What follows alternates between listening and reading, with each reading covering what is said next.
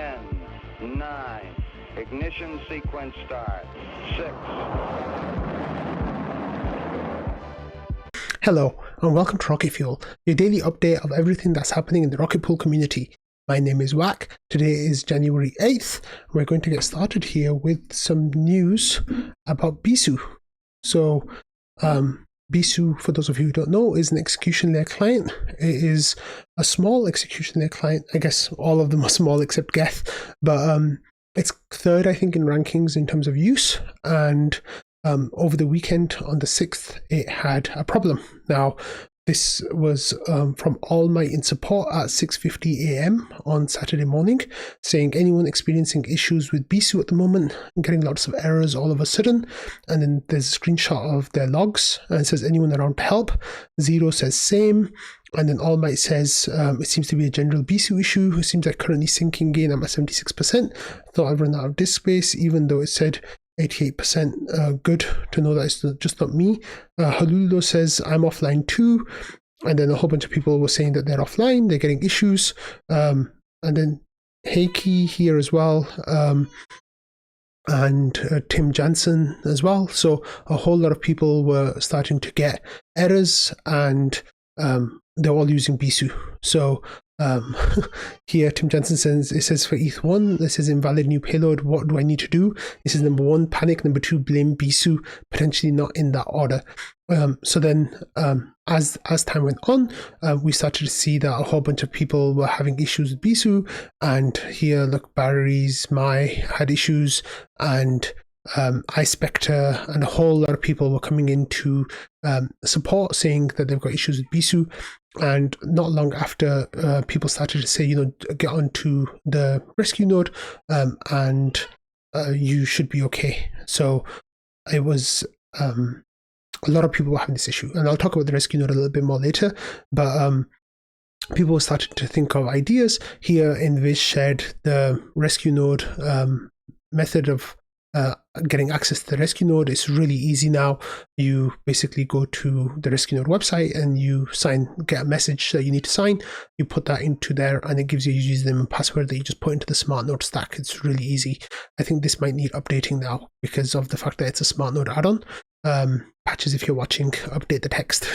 And then yeah, a lot of people were just kind of talking about what the issues are, what's going on, and basically there wasn't much information right away of what was happening.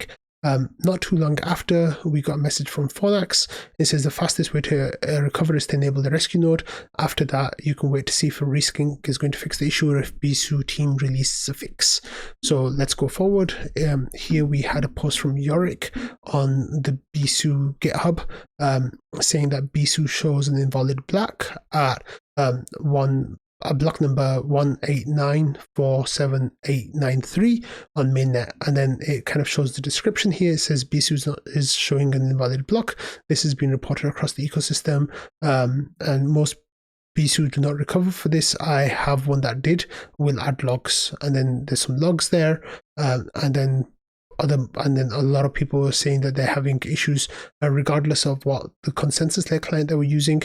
They were having issues with Besu here. So moving on from that, you can see that for Rocket Pool node operators, if you look at their 7-day percentages, you can see that the numbers are actually quite low. Some of them, quite really suffered with that period. And then if you have a look at this particular node operator, for example, they have over 300 validators online, and up to the time when Besu crapped out, it was going quite well, above 98% performance most of the time, a really good performance. And then right as the bug hit with Besu, it kind of went down to 0, and it hasn't recovered yet. So this person either doesn't know that the node is down, or they haven't joined the rescue node or tried to fix it at the moment. So this is the kind of thing that's like impacting Rocket Pool's effectiveness really on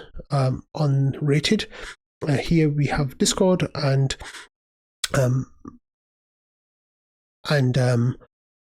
Meg shared the screenshot of one of the Lido node operators as well. The staking node operator has 10,000 validators, was also running Besu and went down.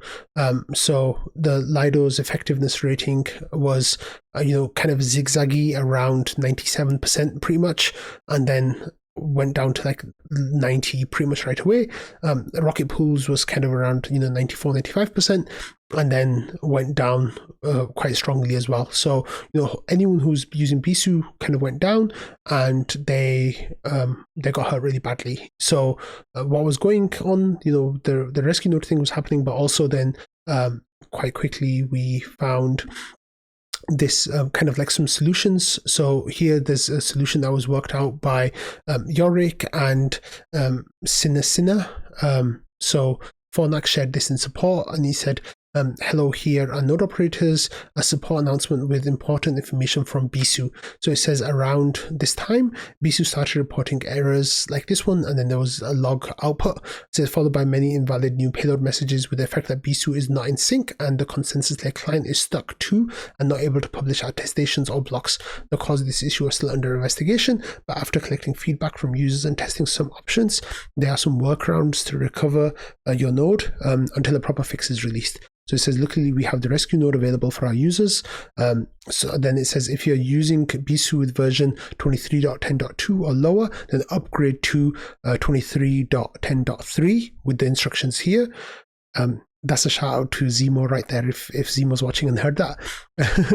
And then we have number 2 here says, if you're already on version 23.10.3, then keep Besu running and operate on your consensus layer client, removing its beacon database and restarting. This will trigger backward sync in Besu that could heal the world state. To do this, run Rocket Pool service resync ETH2 after making sure you have a checkpoint URL configured on your ETH2 settings. It says if the backward sync session, the issue is still there, try 0.3. And then 0.3 is if previous options have not worked, then you can try to resync only the world state. It can take some hours, but it's faster from resync from scratch. For this, you need to do this, and then there's some information and instructions on like the commands you need to enter. And so you should see Besu logs that backward sync is initiated, and it says thanks for Yorick and Sinna for helping figure out these steps, and the rescue node team for their amazing service. So that was the update from Fornax, 4 or 6 hours later, basically, from the first message we had in support. And then this is the hot fix that we got. So the fix 23.10.3 that Fornax mentioned in the post. So he says this is a hot fix for self-destruct defect that occurred on mainnet block. There's a block number, so it says this will fix this. So basically what happened is there was a block that was produced, and that was referencing some information that caused some issues on Besu, and with those issues, Besu just kind of like collapsed. So hopefully, it should be okay going forward, but that's kind of what happened there. And then we got this other post from Yorick, the next day, yesterday, saying this is some important information about Besu. So it was kind of just explaining about it says the cause of the issue is still under investigation, something self-destruct handling, but after collecting feedback from users and testing some options, there's some workarounds to recover your node and the hotfix to keep it from happening again. So then there's some information here about the issues and how you can clean it all up and fix it all up. So look at this post from Yorick, look at the previous post from Fornax if you are still having issues with your validator. If you're watching Rocket Fuel and you don't know about the status of your validator and if you're using Besu, please go and check your validator right now. Okay, so as always, whenever something happens, Schifrin to the rescue. He made a POAP thread. He says Besu users are experiencing issues with the testing their nodes. Join the support channel to check on the latest. Here are some options. Run the rescue node and try resyncing Besu or wait until we have more details. Use rescue nodes and switch to Nethermind. Try upgrading to the latest version of Besu. It will update this thread when more details arise. He says don't switch to Geth, but we're going to talk about that later as well. So he says if you've experienced issues with Besu, to receive a POAP. So people here started saying that they wanted a POAP, and they started talking about how they were having issues with Besu. Eventually this kind of turned into a Besu support channel where people where people kind of started sharing tips, and then there was a comment from me saying, I'm on Besu on my main and on my fallback. I'm on the rescue node now. So that was kind of funny for some people, because the whole point of a fallback is that you minimize dependencies, and that's what happened to me. So yeah, but the rescue node, of course, was wonderful. But we finally got the POAP was distributed today. So broken Besu crew, and this is on January 6th, block number blah blah blah, the Besu stopped creating blocks, and then it was shot out to like Yorick, Fordax, and others, and got a POAP. So 14 people have received this POAP. But I think Rocket Pool, as we've had such a huge drive for client diversity on the network, then what happens is that we have outsized punishment basically when something like this happens, because we have a lot more node operators on Besu than regular. Like, I think that normally there's like 4 or 5%, but on Rocket Pool is like closer to 20%, I think, are using Besu. So it hit Rocket Pool a little bit harder, but this was actually like a good thing, because it just meant that if it was a different kind of bug, a different client, then we had Rocket Poolers like who were still working away. So this is actually a really good thing, and we want there to be more clients. We want there to be more diversity, and that's, yeah, we're going to talk about that a little bit next. But first, we're going to talk about the rescue node. So here, Nixo had a tweet saying, look at all these validators using the Rocket Pool rescue node. Funded by the GMC, can't forget that part.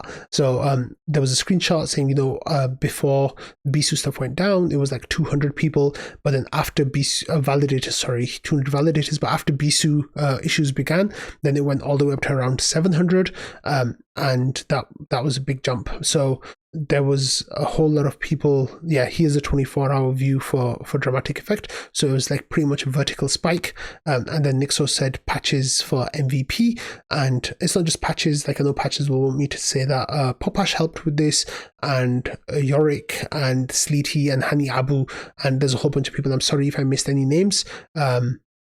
So yeah, but the rescue node is a joint collaborative group effort, and Patches just kind of has become the face of it, but there's other people involved as well. So huge shout out to all of them. And then this is what Patches kind of didn't want to see, but he saw. So there was nearly 150 nodes connected at one point, and over 1,000 validators connected to the rescue node. So this was, a huge number of users. Not all of them were Rocket Pool users. Some of them were solo stakers as well, because they have the ability to now join the rescue node, which is really cool. But if they Pacha says we did it, thanks Obama. I mean Besu. So this was really great that the Rocket Pool community has this service for Rocket Pool users, but also for solo stakers as well, and the wider Ethereum staking community. It's an absolutely incredible tool, and yeah, they really earned their salt on over the weekend. So wonderful stuff. Okay, so now going from that, like Fizz says, anytime we experience network turbulence, it's a great time to review client diversity. This is far from our biggest challenge as a network, but it's still highly relevant. Client diversity, thanks to Hani Abu for developing it. He deserves a follow. So there's this website that Hani Abu made. Let's go have a look at it. So it's Diversify Now. So it gives you information about switching clients. There's a dashboard, and it tells you about the different distribution of clients. So as you can see here, the Prism is higher than we want. Lighthouse is slightly higher than we want. We want Teku, Nimbus, Lodestar to have a higher share, so they're all less than 33%. Then if there's a bug in any of those, it won't cause any finalization issues. However, on the execution client side, this is really bad, right? So 84% of people are using Geth, 8% of people are using Nethermind, and 5% of people are using Besu. So that 5% of the network went down with Besu going down. However, if there was a bug in Geth, and Geth, had a bug, then it could cause the chain to split, with the Geth chain, even though it had a bug, being the major chain because it's got 85% nearly of the validators using it. That would have been absolutely disastrous. For the Ethereum blockchain itself, Besu going down was like a small speed bump. Like there was no impact to finality, there was no impact to any kind of finalizing or block production overall. Basically it was all fine pretty much, except if that happens for Geth, that would be disastrous. So that's a really good reminder from Fizz that when things like this happen, it's a really good idea to diversify your clients. Choose Teku, choose Nimbus, choose Lodestar. They all work just fine. If you're not happy with Besu, go to Nethermind. If you're on Geth, please connect to the rescue node, switch to Nethermind or Besu.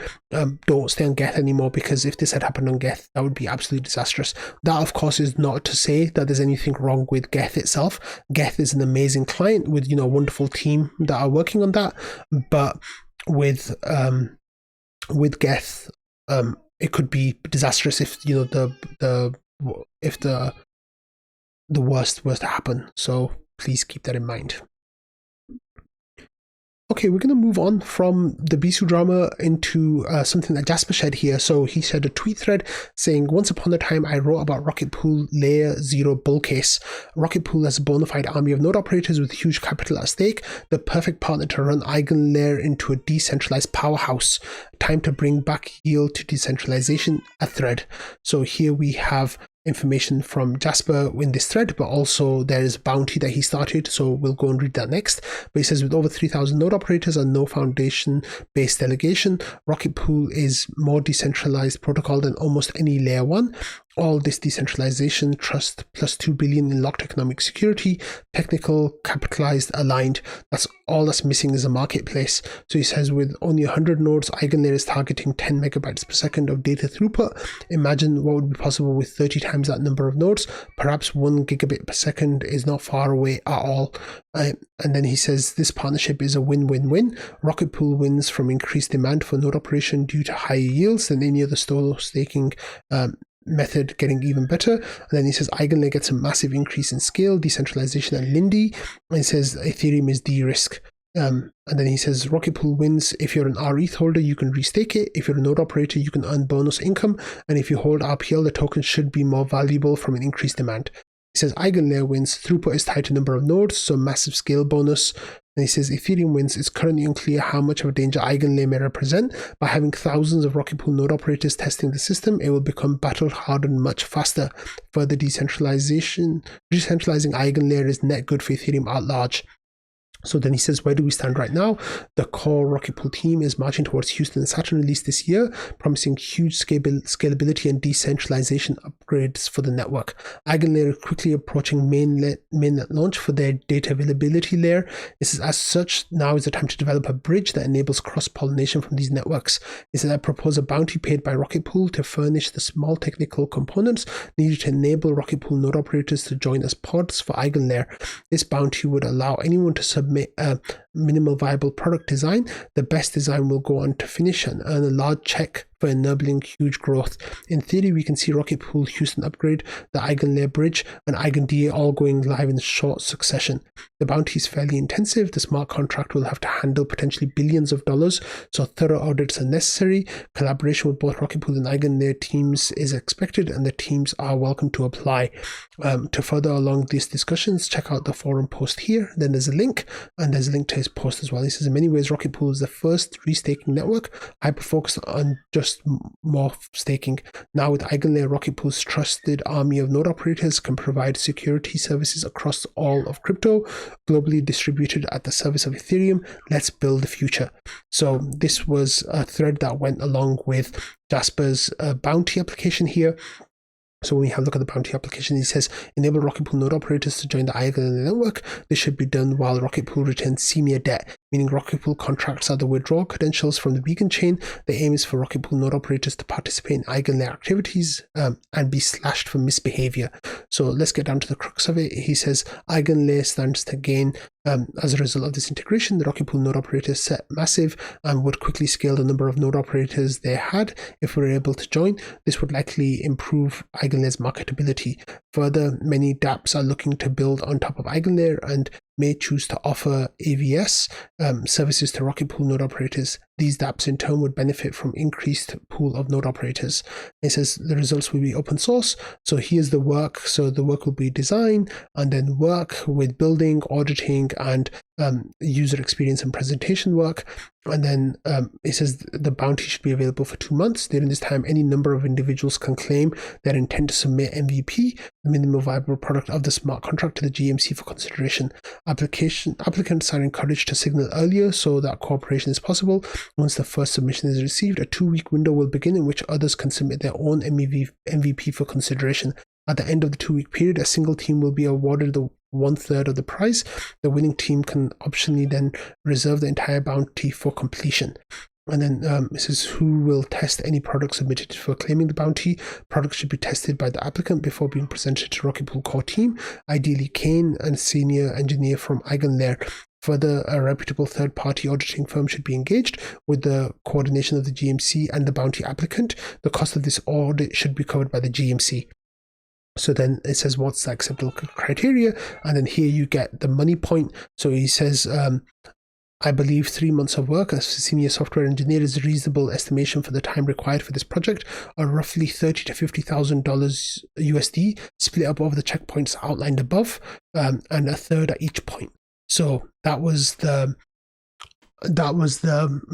Jasper's bounty that he put through, and it seems like people on the EigenLayer side had some interesting and positive points for this. They're saying that excited for the integration, learn about the benchmark results from the grant.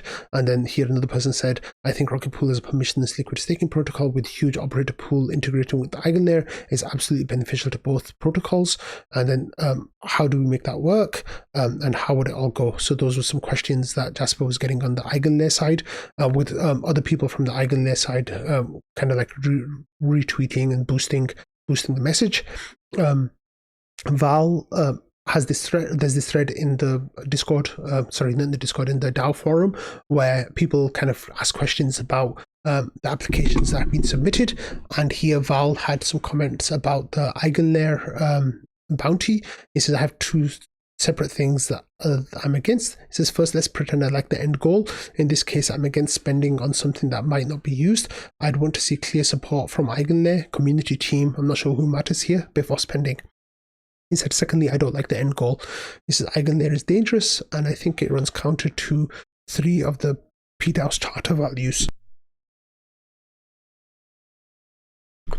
Excuse me.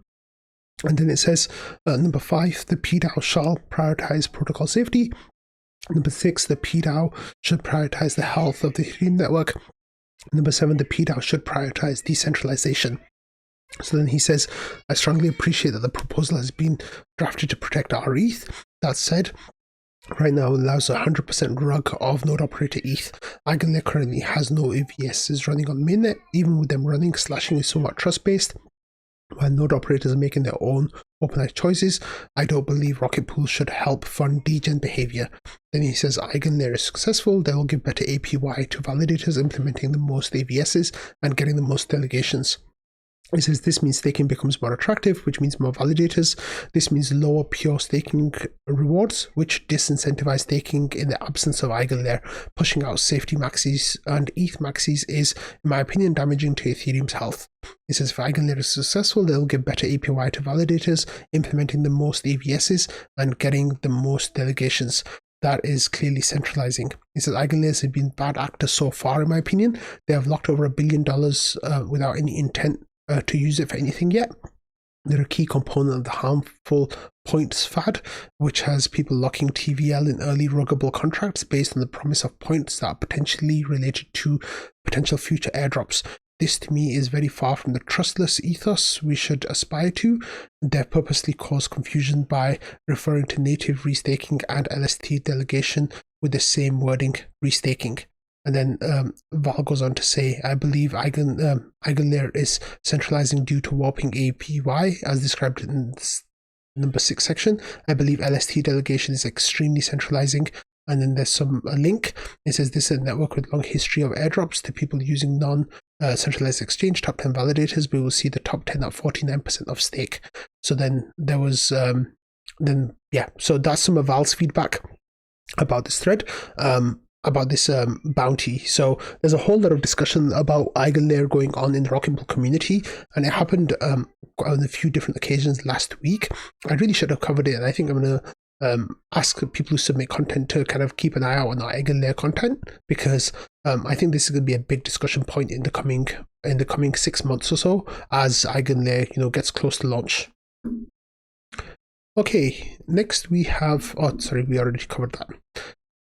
Next, we have this call for auditors. So Epinef here put out a post on the forum from June 23 about like a new a system that they was working on, and this was Rocket Rebate. So now that it's open for visitors, there's a call for auditors. So it says, so Rocket Rebate is open for business. This is a non-upgradable smart contract written in Huff, which is intended to maximize simplicity and gas efficiency in the conversion of ETH and ST-ETH to Rocket Pool staked ETH, RETH. So then there's a website, rocketrebate.io, and then there's a contract address, and Ramana wrote the smart contract.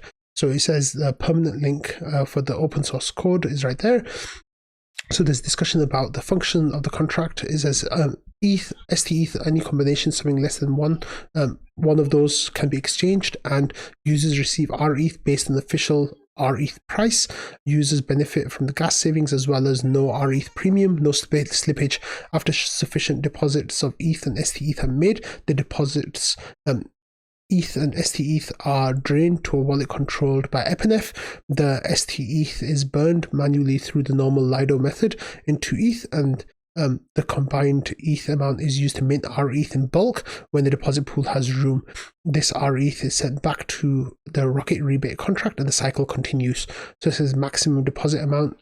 So this is intended for smaller amounts because it's much more gas optimized than using Uniswap or even using the stake.rocketpool.net front end, and it says that you save on everywhere. So you save on the fees, but they need further testing and they need future plans. So if you are interested in looking over this contract, it's a great service to potentially help people get into RETH. I think that would be great. So here Rocknet says, please verify the contract on Etherscan.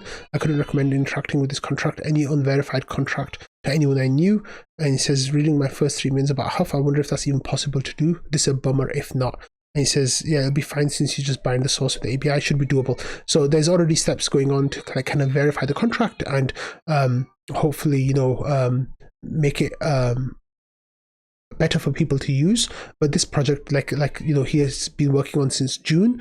So it's nice that, we're getting to the end state of this now. And hopefully after this is done, it should be a nice source for people to get our ETH in small amounts. Okay, next we've got this post from Binance here who says the notice of removal of spot trading pairs, and this is from January 5th. So what are they saying over here? They're saying that they're going to be removing some of their trading pairs, and one of the trading pairs that will be removed is RPL BTC.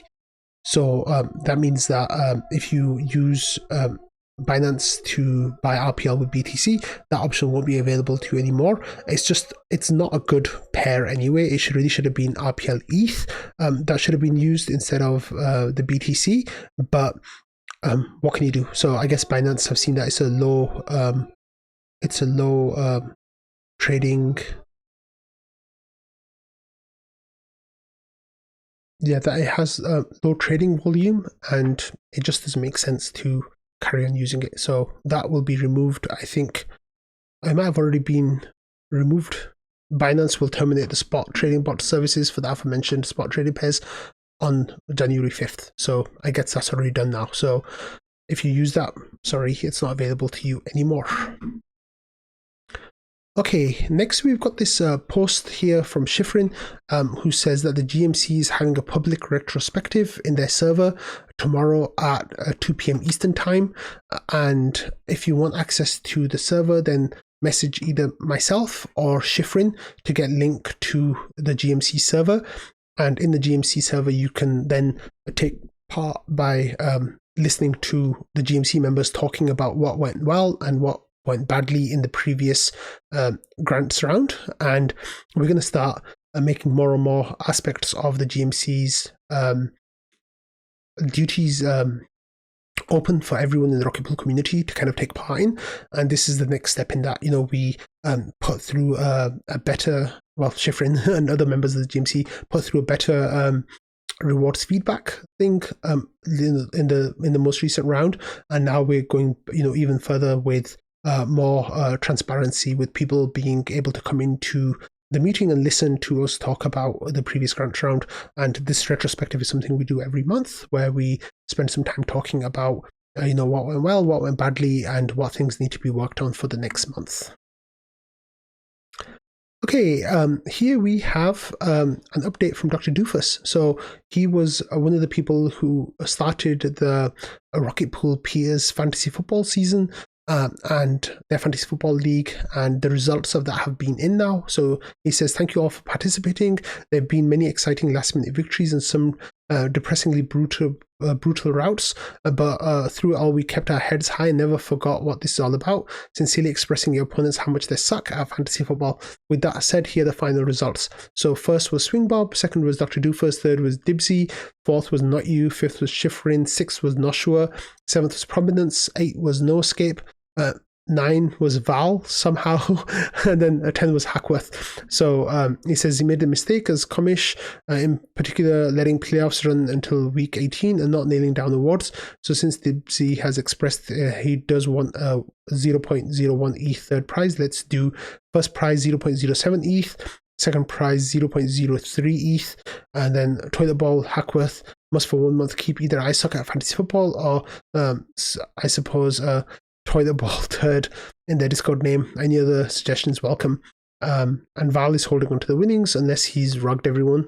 And I'm covering this in Rocket Fuel. So that's a nice conclusion to the season. And I'm just shocked that Val is bad at something. Coming second last is shocking to me.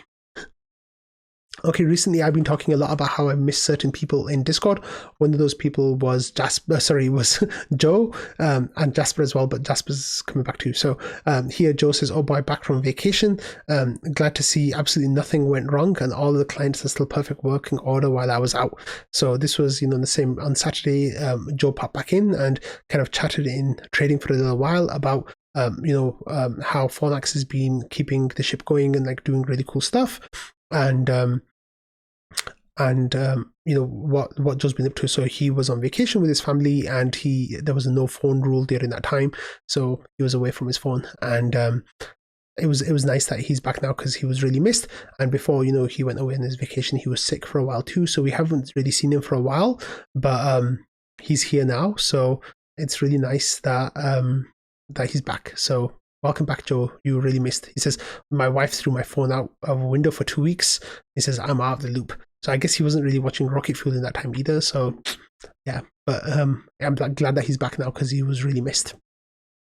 Okay, finally, this is some not Rocket Pool, not Ethereum news, but this is a post from the SEC here saying, say no to FOMO, fear of missing out. Just because others might buy a particular investment doesn't mean it's the right opportunity for you.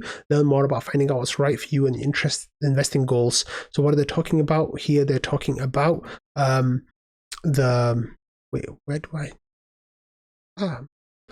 there's a whole thread about investing in cryptocurrencies and how basically you shouldn't do that. So they there's a thread today basically released over the last few days basically about how you shouldn't invest in cryptocurrencies without knowing what you're doing, and you should be careful with how you're investing. And everything like this. So normally what people think is when comments like this are being made, it's in conjunction with some news, and the news that we are all expecting about cryptocurrency right now from the SEC is regarding the Bitcoin spot ETF. And it seems like people really liked that this is happening. The price of Bitcoin has hit a new cycle high of 47,248 as of a few minutes ago. And I actually saw people today predicting that we would get a new all-time high in Bitcoin price with some of the inflows that are coming in. Of course, that is just speculation. Nobody knows what's going to happen. We're just as likely to dump with manipulation as we are to pump with manipulation into this next week. It looks like the approval will be here on Wednesday, which is when the SEC meets and they will vote on it. So please trade responsibly. One of the side effects for us is that Ethereum has taken a bit of a battering against ETH, and it looks like it's approaching new cycle lows, which are 0.04908. And today, right now, it says 0.05014. So it's very close to new cycle lows, about 2% away. So it looks like that's going to be broken in the next couple of days. But of course, I don't know for sure. I'm just looking at the chart and it doesn't look good, basically. So I thought I'd share that all with you all because it looks like that's all everyone is going to be talking about for these next couple of days. If you are invested in cryptocurrency, please do it responsibly. Of course, nothing you ever hear in Rocket Fuel is financial advice, trading advice, or anything of the sort. This is just a news show with educational content for you all to enjoy. So on that note, I'm going to say thank you all for watching, listening, and being part of the Rocket Fuel community. I hope you had a lovely weekend, even if you're on Besu. And I think that this week coming is going to be really exciting for all us crypto users in one way or another. So have a good week, and I'll see you all tomorrow. Bye.